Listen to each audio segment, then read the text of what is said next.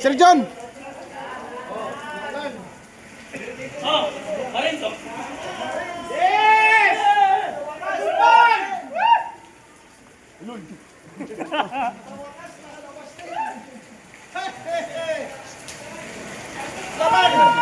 Thank you. Sales, misis. Thank you, sir. Thank you.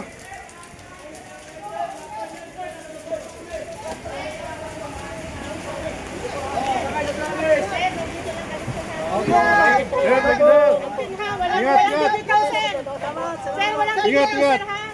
Ay kayo ha, dito lang kami sir. Kulang isa. Siulan, siulan. Sir, balay. Uli-uli na lang kayo sa harapan. Sir, God bless, sir, God bless. Yun! Dapat baka nakapiyansa na siya kahapon. So, wala pang update from them na binigay sa inyo or ni-notify sa inyo na nakapag-post siya yesterday? Hindi ko pa kinukontak eh. Kasi we are very careful with our communications. Kasi alam nyo yung security units ng ating armed forces, pati PNP, NBI, nakatutok sa amin. Ang ginawa nga nila kaya natakot kung apat, maraming nakatutok na security forces natin, mga intelligence operators, etc. So may isang incident nga na merong isang lalaki naka-face mask, and then kunyari nagtatanong siya sa isang babae na nakaupo. Pinapakita yung picture, hindi alam, pero yung nagpapakita ng picture, alam niya nanay ng isa. So kilala mo ba ito, itong tao na ito? So natakot yung nanay, tumahimik, and then umakyat, sinabi sa anak niya, may naghahanap sa'yo, naka-face mask. Binaba nung isa sa kanila, pagtingin umalis na yung lalaki. So yung mga ganung instances, no? Minsan, may barangay captain, pumunta kay Tube. So sabi, o Tube, may pumunta sa akin na naghahanap sa'yo. Hindi ko kilala kung sino, pero hinahanap ka. So mga ganung, and it happened for several months. No? And then you couple threats with a promise of comfort like withdrawal of the complaints plus financial consideration. The combination of those are very tempting for someone who somehow have weakened stance, no? Sa kanyang pinaglalaban.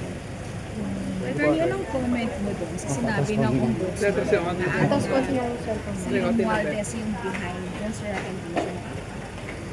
Well, yun ang conclusion or suspicion ni Ombudsman, no? Na ang sabi niya, kung sino yung nag-benefit sa recantation, sino yung nasa likod. I think I subscribe to that suspicion, no? And hindi naman siguro si Speaker Martin lang ang nakinabang. Kasi may mga iba na I know are cooperating to convince some of, may mga pinipili silang tao para mag-withdraw, no? So marami sila, hindi lang naman si Speaker. Tapos attorney, nagbanggit po niya Ombudsman Remulla na parang patatawag kayo ng office of Ombudsman regarding po sa recommendation. Yes, actually the purpose of the invitation was for me to share with them what really happened. And I had a punctuated meeting with the Ombudsman lawyers yesterday because I was informed na pinoposasan na itong mga sundalo kahapon.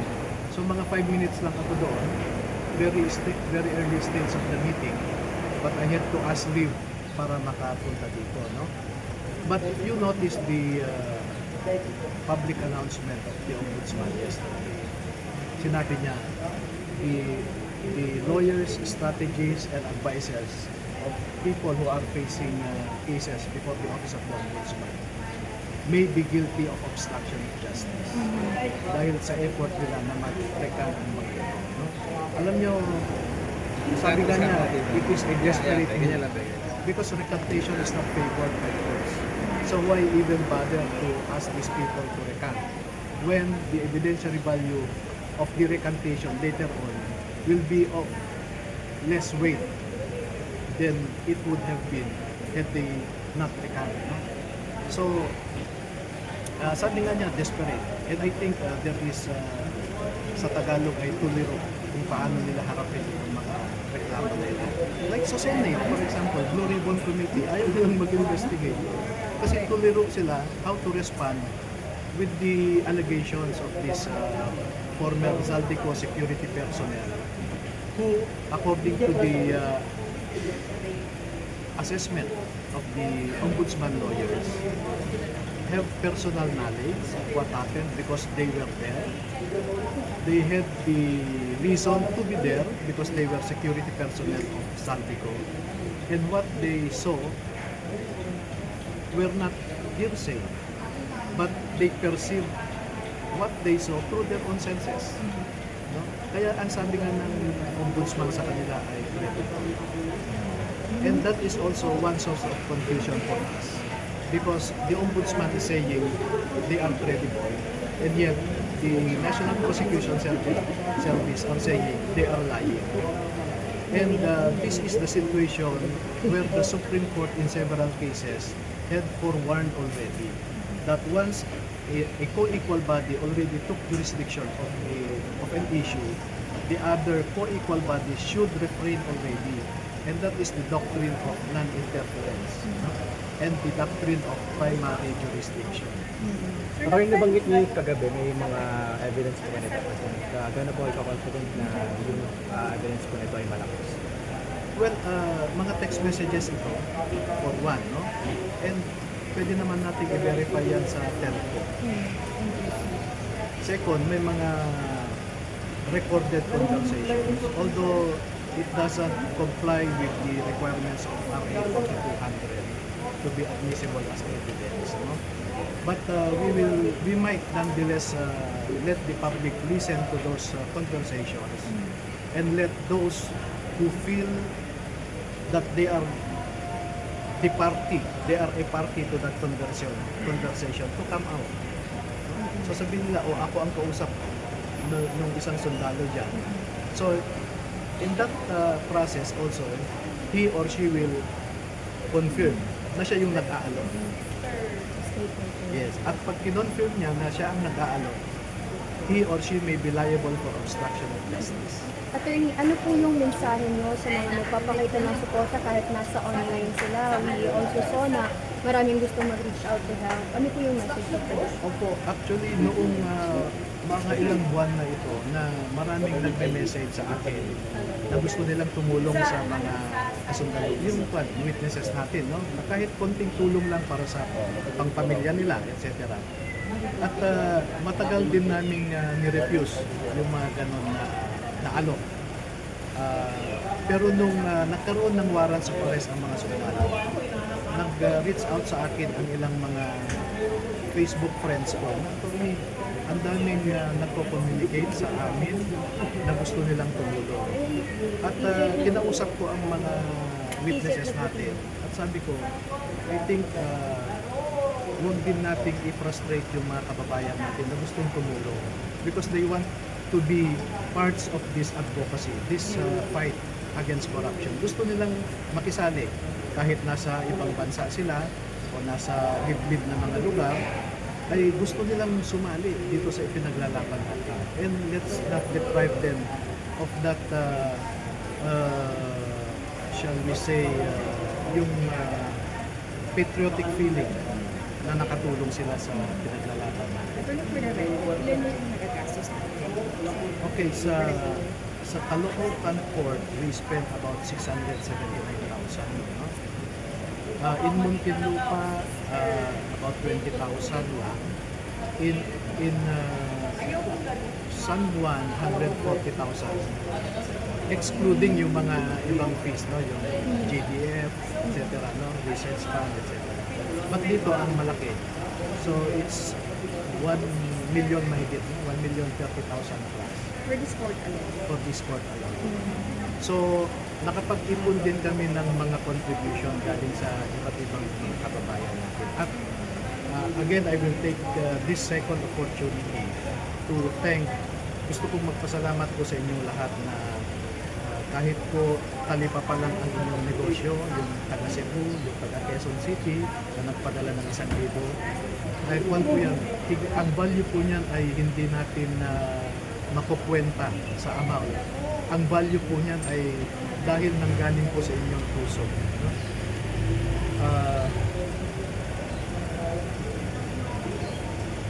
Maraming salamat po sa inyong lahat.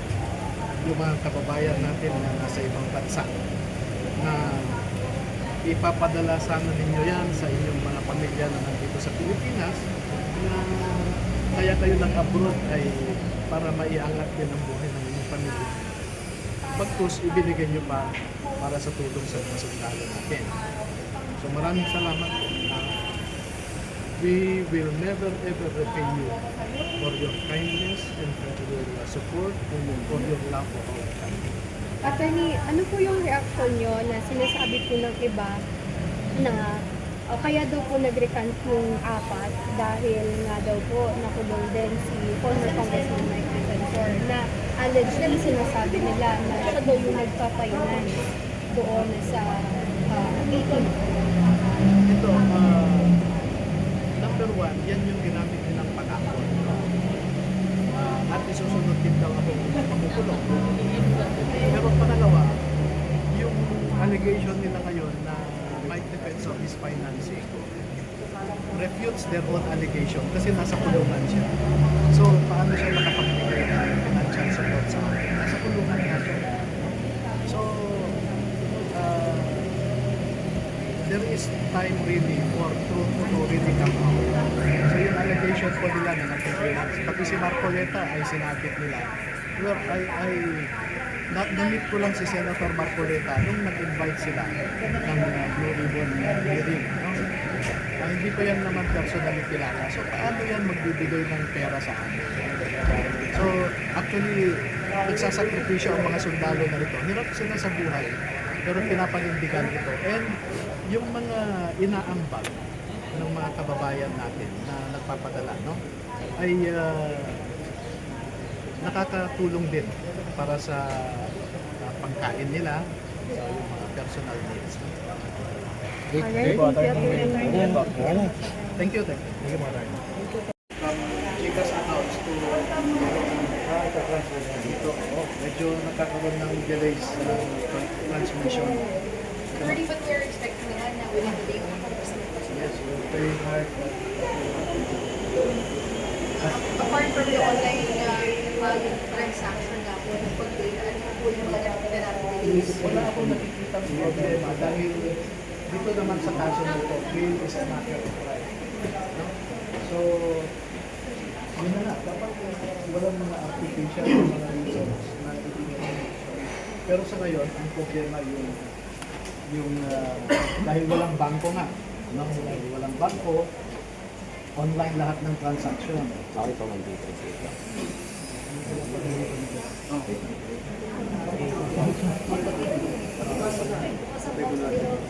Oo. So, yun po, may mga kaibigan ka tayo dito kanina na pwede bang sa Gcash na lang ipasok para maibayad sa korte. So, that is what is happening now. Attorney, you may mention mga kaibigan, are they siguro mga donors for the gain of this 10 paniniwala? Oo, yung mga nagbigay ay nagamit na rin namin sa iba. No? Dinagdag namin sa sarili namin mga pera ng mga sundalo.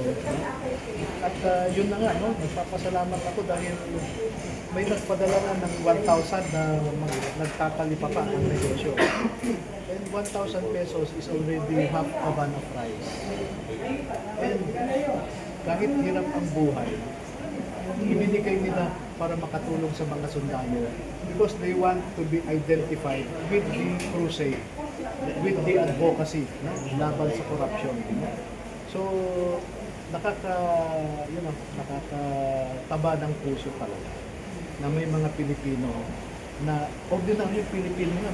Imagine magkakalipapa, naiintindihan niya yung issue at alam niya kung sino ang nagsasabi sa totoo at sa mga nagsisinungaling. Alam niya. No? So, the irony is, ordinary people at the lowest strata of our society are able to grasp the issue and are able to determine who is lying from who is telling the truth. Pero itong mga leaders natin sa Senado, sa Kongreso, and yung highest echelons of our government, pinagtatakpan nila yung nakawan na nangyari. Dahil involved sila eh. Ngayon, tuwang-tuwa si Erwin Tulfo dahil daw nag-recant na yung 4. Eh, syempre, kasi pinangalanan siya eh. Pero sasabihin ko naman, na totoo naman na nabigyan siya. Congressman pa siya, senator pa siya. And in fact, isa sa mga nag-uudyok na suhulan ang mga ito, no? Yung si retired Sergeant Mark Bunagan, ang isa sa nag-uudyok. A very close friend yan ni Erwin Tulfo eh. And I can show you pictures inside the inner office of Erwin Tulfo. Kasama niya yan si Mark Bunagan. So, alam mo, naniniwala ako sa sinasabi ni Ombudsman na yung nasa likod ng pagpabaliktad ay itong mga nirereklamo natin ng pagnanakaw. Attorney, after this, after posting bail for the 10 ex-Marines po, ano po yung next legal action natin? We are going to take. Well, maraming on the table, no? One is to really examine what legal step can we take against the members of the National Prosecution Service who indicted the 14, no? Of lying. Kasi ang sabi ng ombudsman, nagsasabi sila ng totoo. Ang sabi ng piskal, itong panel of investigators ay nagsisinungaling daw sila. So, sino ang paniniwalaan natin? Diba? So, there are two co-equal bodies coming out with conflicting findings. And that could have been prevented had the National Prosecution Service listened to our argument that since the issue is already lodged with the Office of the Ombudsman, dapat pabayaan nila yung Ombudsman na mag-determine kung sino ang nagsasabi ng totoo at sa hindi. Kasi inuulit-ulit ng Supreme Court yan yung doctrine of non-interference at saka doctrine of primary jurisdiction para hindi magkakaroon ng conflict of findings. Attorney, just for the record, yesterday, I believe meron na po unang nakapost na bail. Oo. It's in the same court po na... Yes, dito kasi 13 ang ipinasok namin na dokumento. After from 8:30, lumabas mga 3 o'clock. So after those several hours, 7 hours, tatlo lang ang na-process. When in other courts, like in Caloocan, for example, yung 18 to 16 pala, 2 hours lang tapos na sa Caloocan. In San Juan, ganun din, almost 3 hours sa San Juan. So it should not take a whole day to process their bail application, considering that this is about liberty. Kaya nga, yung offense na ito, ang sinasabi ay the right to bail, it is a matter of right, no? Yung bail dito. Eh, dapat walang patumpik-tumpik, walang mga artificial na requirements na hinihingi sa amin. Tingin nyo, attorney, sunod na po, dagdag na mga requirements. Yes, it's not required under our rules. If you look at our Rule 114, Rules of Law, nakalakad dyan lahat ng patakaran tungkol sa pagpipiyansa. At maliwanag doon, no? Una, ang pinagtatakahan ko, voluntary surrender ang mga ito sa korte. And yet, hahanapan mo ng certificate of detention. Hindi kailangan yun. Kaya na voluntary surrender pumunta sa korte, hindi sila na-arrest. Ngayon, pag nasa korte na dapat yan, the police officers should await the court to process the bail. Kasi yung voluntary surrender presupposes your intention to apply for bail, which is a matter of right in this case.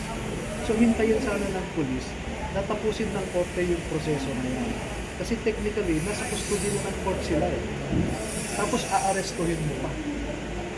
So, the police office of Las Piñas should have exercised restraint also and caution because this is about liberty. So, dapat hindi sila, alam mo yun, dapat nagtiis ng konti. Pinagbigyan ng korte na tapusin ang proseso. Second, meron sila hinihingi na affidavit of non-detention. Walang ganun sa voluntary surrender. So, pangatlo, yung certificate of residency.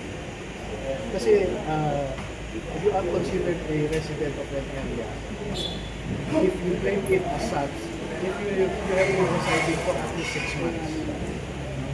So, itong mga sundalo na ito, nag-reside sila sa isang place, nung dating sundalo pa sila o nasa Saltico pa sila. So, yung nasa address nila sa driver's license, doon sa bahay na tinitirahan nila. Pero nung nawala na sila sa trabaho, lumipat sila sa provincial addresses nila. So doon sila humingi ng certificate of residency. Kasi doon na talaga sila. And that is their animus manendi na sinasabi. No? Tapos sasabihin, conflict ito eh. Hindi namin naranasan yan sa ibang korte. And then, pangatlo, let me just finish. Yung mga affidavit na hinihingi na yun, ng korte, yung artificial requirement na yun, pinanotaryo ng mga staff ko. Imagine, ninotaryohan ng isang abogado, then nung nalaman niya ng mga 18 Marines ito, kinancel niya after na nakahingi sila ng bayan. So lumipat na naman sa pangalawang notaryo, same attitude, up to third. And I commend Atty. Kawilan, the fourth notary public na pinuntahan ng staff. This is in Las Piñas. Yes, this is in Las Piñas. So siguro at the appropriate time, we will file complaints also against the three notaries public na hindi pwedeng ganun. They are there to notarize documents. They were not commissioned to be notaries public to exercise partisan politics. Kaya titingnan natin kung ano yung appropriate na administrative complaints against them.